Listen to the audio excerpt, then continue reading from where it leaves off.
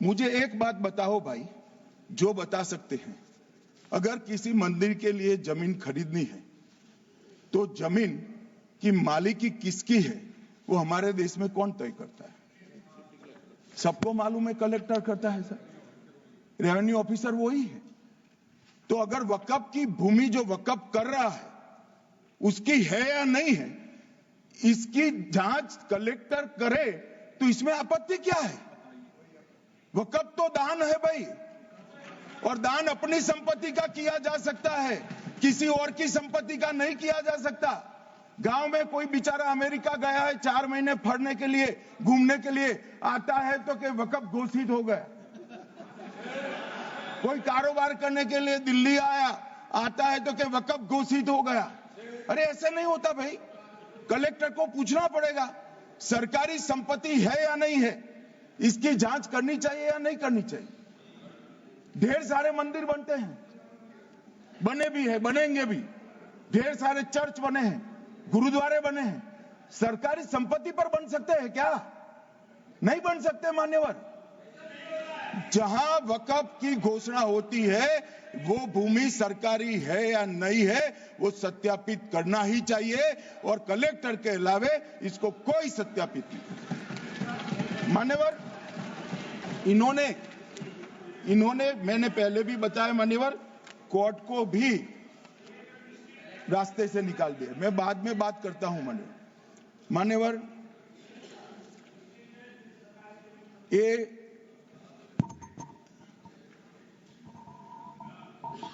मान्यवर एक उपयोग के आधार पर वक्त की समाप्ति। मान्यवर ये कह रहे हैं कि सैकड़ों सालों से वहां प्रैक्टिस है।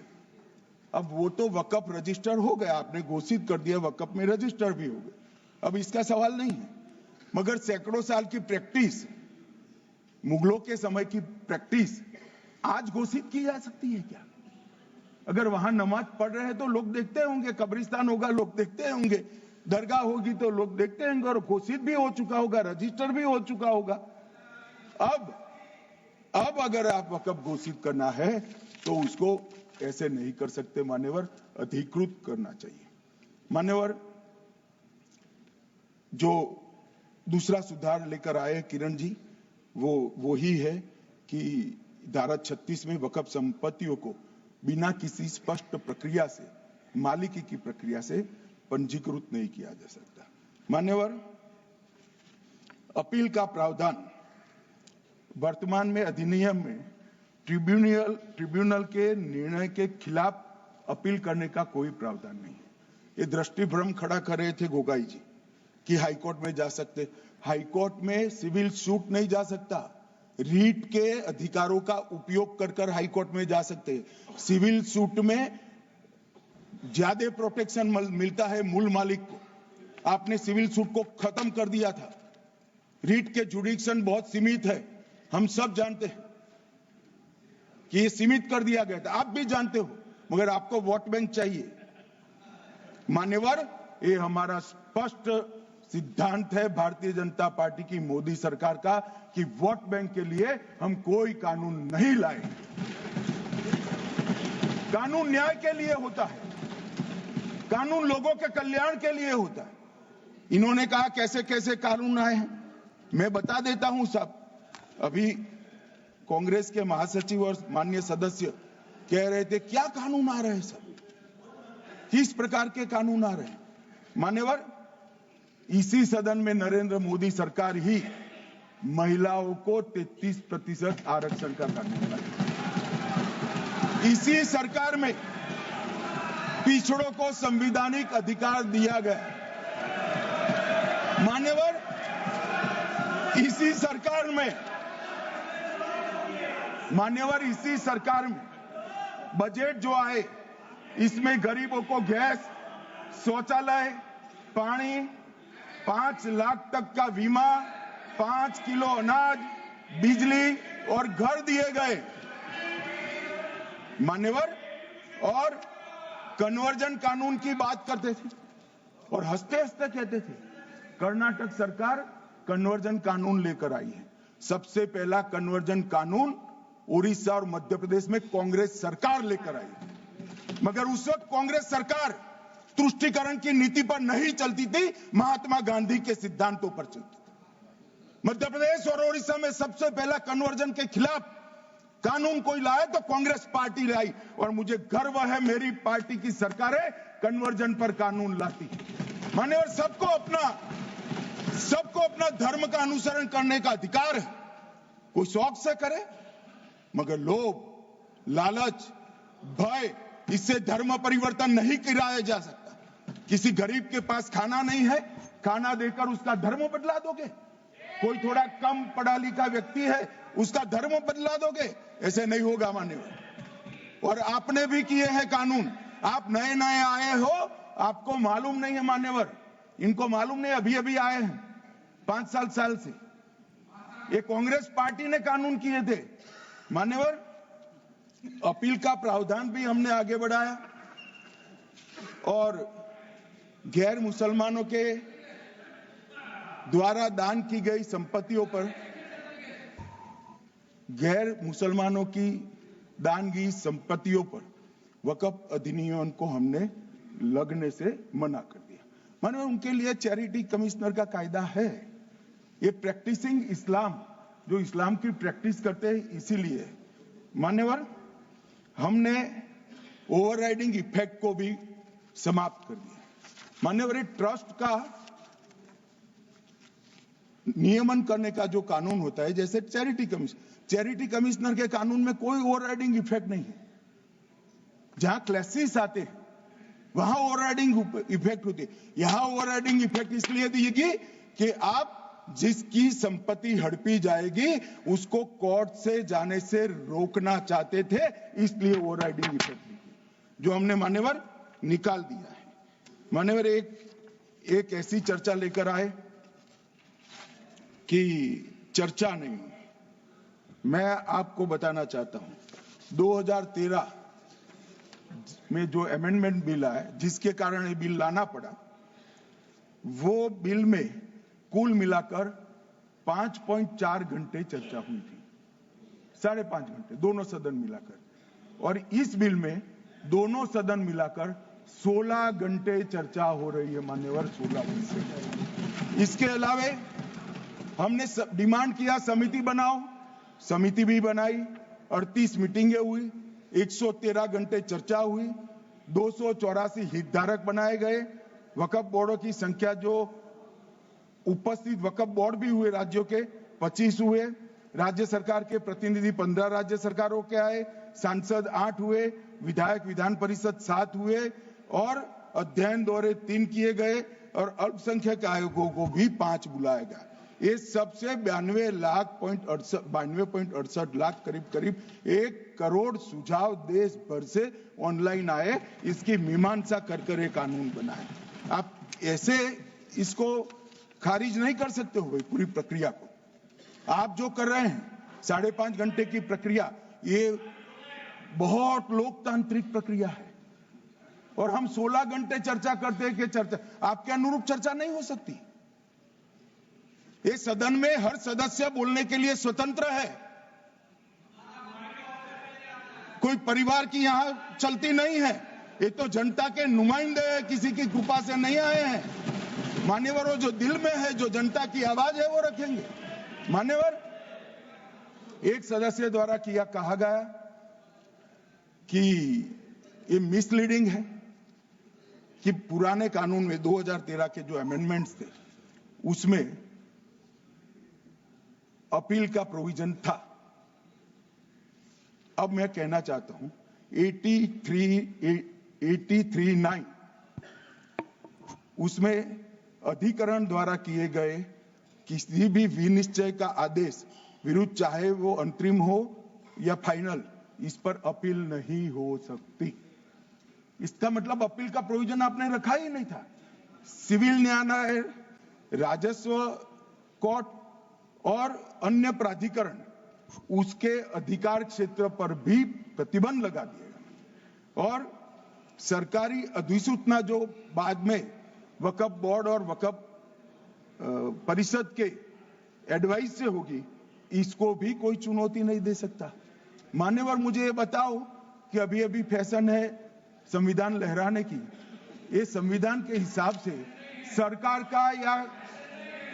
का या किसी भी निजी संस्था का कोई भी फैसला मान्यवर कायदे की कोर्ट से बाहर कैसे हो सकता है?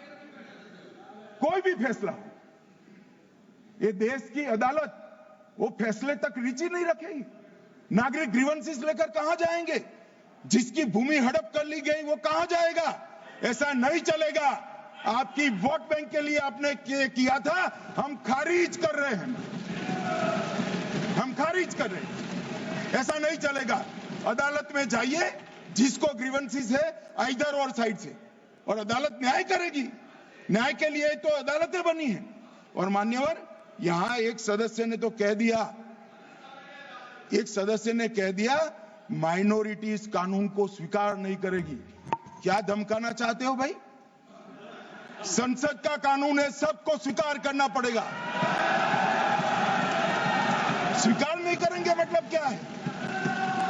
कैसे बोल सकते हैं कोई? हम कानून को स्वीकार नहीं करेंगे। एक कानून भारत सरकार का है, हर एक पर बंधन करता होगा और इसको स्वीकार करना पड़ेगा। मान्यवर, ये हमने तो खैर वक्फ को छेड़खानी नहीं की। वक्फ बोर्ड और वक्फ परिषद के अंदर बदलाव किया है, मगर वक्फ के लिए भी क्या क्या जजमेंट आए। सैयद फजल पुकोया थंगल बनाम भारत संघ 10/11/28 को केरल उच्च न्यायालय ने उन्होंने कहा वक्फ बोर्ड एक स्टैट्यूटरी बॉडी है, यह मुस्लिम समुदाय का प्रतिनिधि निकाय नहीं है। इसका फंक्शनिंग मान्यवर एडमिनिस्ट्रेटिव है। धार्मिक क्रियाकलापों को तो वक्फ ने करना है, चाहे कब्रिस्तान हो, चाहे दरगाह हो, चाहे मस्जिद हो, चाहे चैरिटी का काम, वो वक्फ बोर्ड को नहीं करना है भाई। ये केरल हाईकोर्ट ने किया। इलाहाबाद हाईकोर्ट ने भी, उसने तो मुतवल्ली तक भी कहा है, मगर हम मुतवल्ली तो जो धर्म का है वही रखेंगे।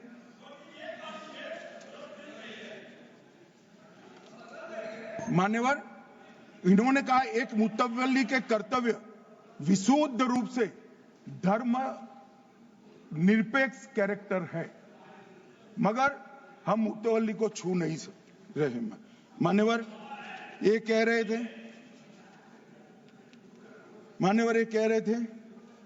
कि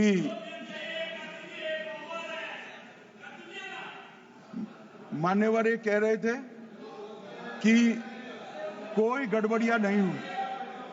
मान्यवर,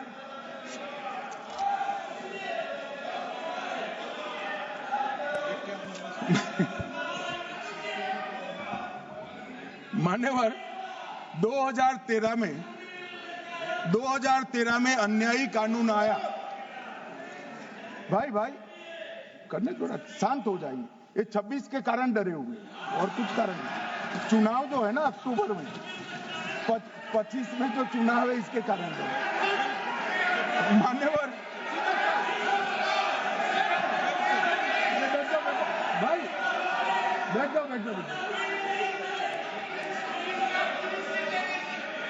मान्यवर,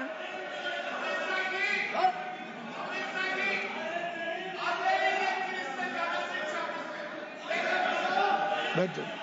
बंगाल में आकर कहूंगा ये राजनीतिक हिसाब किताब का अखाड़ा नहीं है। छाती पर ठोक कर कहूंगा ज्यादा सिखाएंगे।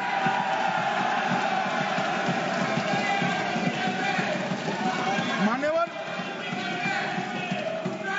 2013 के, अरे बैठ जाओ वकील साहब बैठ जाइए।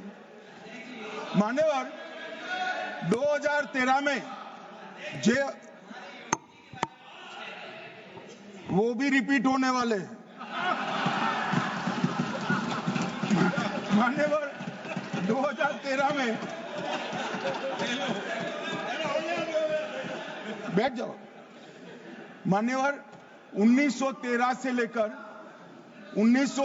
लेकर 2013 तक 1913 से 2013 तक वक्फ बोर्ड का कुल एकड़ में भूमि सब वक्फ का मिलाकर 18 लाख एकड़ था। मेरी विनंती है सभी सदस्य इसको ध्यान से सुनिए। 1913 से 2013 तक 18 लाख एकड़ और 13 से 25 तक एक कानून बनने का परिणाम क्या आया और नई 21 लाख एकड़ भूमि बढ़ गई। अब मान्यवर 39 लाख एकड़ जो भूमि है उसमें 21 लाख एकड़ 13 के बाद है। अब ये कह रहे हैं कि इसका दुरुपयोग नहीं हो रहा है मान्यवर। और लीज पर दी गई संपत्तियां 20,000 थी और 25 में रिकॉर्ड के हिसाब से, हो सकता है गलत भी हो सकता है, रिकॉर्ड्स के हिसाब से शून्य हो गई। तो मान्यवर संपत्तियां कहां गई? मान्यवर बेच दी गई। किसकी संपत्ति से, किसकी परमिशन से बेचा? मान्यवर मैंने पहले ही कह दिया कि केरल और देश भर के Catholic bishop council, Catholic bishop conference of India, Catholic Congress Kerala, भारतीय कैथोलिक धर्मगुरुओं की महासभा, केरल चर्चों की संयुक्त परिषद, कैथोलिक कांग्रेस केरला, ये सब ने इस बिल का समर्थन करा है और कहा है अन्यायी 2013 का सुधार। हम अकेले नहीं कह रहे मान्यवर। और मान्यवर इसी एक्ट में हमने एक बात कही कि जो योगदान था वक्फ बोर्ड का वो 7% से घटाकर 5% कर दिया। मान्यवर अब ये जो कह रहे हैं ये मुसलमान भाइयों के हित में कह रहे हैं जिसका विरोध कर रहे हैं या अहित में? अगर 7 से 5% हमने कम किया तो कहां जाएगा? वो वक्फ में रहेगा। वक्फ बोर्ड का कम किया है। जो मस्जिद चल रही है उसको हमने 2% बढ़ाया है। ये उल्टा समझ रहे हैं मान्यवर। ये बिल जमीनों की सुरक्षा प्रदान करेगी मान्यवर। किसी की जमीन अब घोषणा मात्र से वक्फ नहीं बनेगी, उसको प्रोटेक्शन मान्यवर। पुरातत्व विभाग और एएसआई की जमीन को हम सुरक्षा देंगे। आदिवासी भाइयों की शेड्यूल 5 और शेड्यूल 6 की जो जमीन है वो सुरक्षित हो जाएगी। निजी संपत्ति जो आम नागरिकों की है वो भी सुरक्षित हो जाएगी। और वक्फ करने के लिए स्वामित्व को दान तो साहब अपनी संपत्ति का ही कर सकते हैं, गांव की संपत्ति का दान नहीं कर सकते। तो वक्फ निजी संपत्ति से ही स्वामित्व के बगैर नहीं हो पाएगा। इसमें पारदर्शिता लाने के लिए सूचना की प्रक्रिया को दाखिल किया गया है। वक्फ बोर्ड की वक्फ की जो संपत्ति घोषित करने की अधिकार थे उसको समाप्त कर दिए। कलेक्टर से सर्टिफाइड कराना पड़ेगा और नए वक्फ पारदर्शी तरीके से पंजीकृत भी करने पड़ेंगे। रजिस्ट्रेशन के बगैर कोई संस्था नहीं चल सकती। और मुस्लिम ट्रस्ट अब तक के जो है उसको हमने इस जो माफ करना, कई सारे ऐसे मुसलमान भाई हैं जो वक्फ के कानून को अंदर दायरे में आना नहीं चाहते। मुझे मिले थे वोरा समाज वाले, वोरा समाज है, अहमदिया है, कई सारे ऐसे समुदाय हैं, सिया भी है, पसमंदाओं के भी कुछ ट्रस्ट हैं। वो सभी को मैं एक आनंद का समाचार देना चाहता हूं, अब मुसलमान भी ट्रस्ट एक्ट के अंदर अपना ट्रस्ट रजिस्टर करा सकता है। इसके लिए कंपलसरी नहीं है कि वो वक्फ के कानून में भी जाए, चैरिटी कमिश्नर एक्ट के तहत वो करने वाला है। मान्यवर भूमि के रिकॉर्ड का कार्यालय होगा, समाचार पत्र और क्षेत्रीय भाषाओं में इसकी एडवर्टाइज दी जाएगी। ढेर सारे प्रावधान मान्यवर इसके अंदर किए हैं। महिला, सिया, पसमंदा, वोरा, अहमदिया, उनका हमने समावेश किया ही है। और उन्होंने कहा, मैं सुन रहा था, मान्यवर एक फैशन हो गई, राम जन्मभूमि का मंदिर बनाने की बात आई तो इस देश के अंदर खून की नदियां बह जाएगी, मुसलमान रोड पर आ जाएगा, मुसलमानों का ये हो जाएगा, वो ट्रिपल तलाक, फिर से डर, सीए आया कि मुसलमानों की नागरिकता चली जाएगी। जिन जिन ने भाषण किया है, एक मुसलमान की नागरिकता गई है तो बता दो। मुसलमान भी जानता है। और मैं तो आपके माध्यम से देश के मुसलमानों को अपील करना चाहता हूं, मान्यवर, मैंने बहुत झेला है। ये कहते थे कि सीए कानून मुसलमानों की नागरिकता लेने 2 साल हो गए, एक भी मुसलमान की नागरिकता गई है तो सदन के पटल पर रखी। कितना झूठ फैलाया इन्होंने।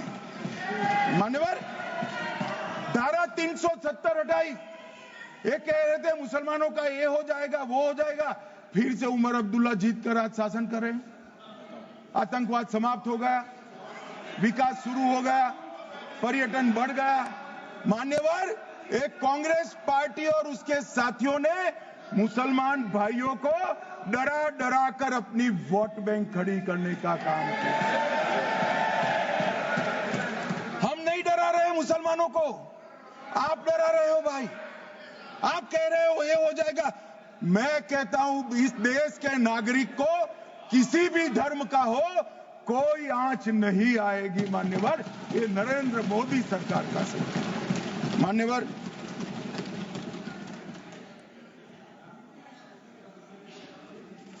इनको मान्यवर ना पिछड़ों की चिंता है ना मुसलमानों की। ये सालों से जातिवाद और तुष्टीकरण इसके आधार पर काम करते हुए आए हैं और जातिवाद और तुष्टीकरण की राजनीति कर कर अपने परिवार की पॉलिटिक्स को आगे बढ़ाए हैं। मगर 2014 से मान्यवर जातिवाद, तुष्टीकरण और परिवारवाद को एक साथ नरेंद्र मोदी ने समाप्त कर कर विकास की राजनीति इस देश में प्रस्तावित की।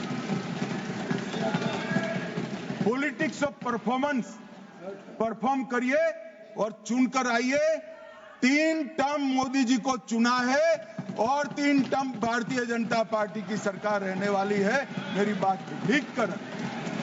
मान्यवर,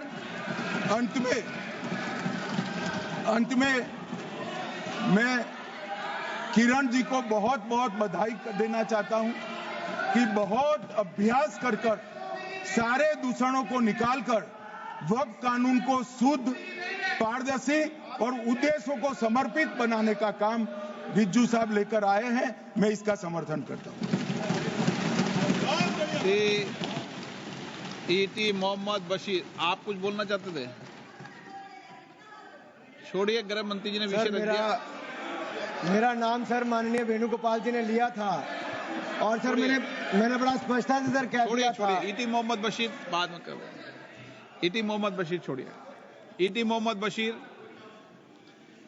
Sir, thank you very much. Honorable